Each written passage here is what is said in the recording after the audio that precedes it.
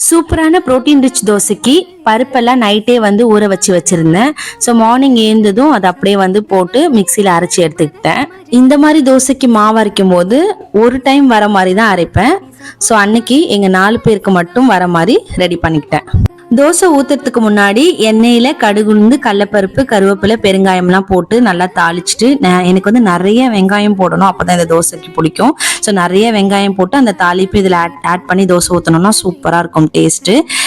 நானும் குட்டீஸும் இந்த தோசைக்கு நெய் விட்டு சூடா சாப்பிட்ருவோம். சைட் டிஷ் எதுவும் எங்களுக்கு தேவை கிடையாது இந்த தோசையை பொறுத்த வரையும். ஆனா ஹஸ்பண்ட்க்கு வந்து அன்னைக்கு என்ன வந்து குழம்பு வைக்கிறோமோ அதை வச்சுதான் சாப்பிடுவாங்க. அவங்க சைட் டிஷ் இல்லாமல் சாப்பிட மாட்டாங்க. இந்த தோசை வந்து சூடா நெய் விட்டு சாப்பிட்டோம்னா சூப்பரா இருக்கும் டேஸ்ட். பட் இன்னைக்கு நெய் இல்லாதால நாங்க செக்ல ஆட்டின கடலை நெய் சேர்த்து தோசை ஊற்றி கொடுத்துட்டேன்.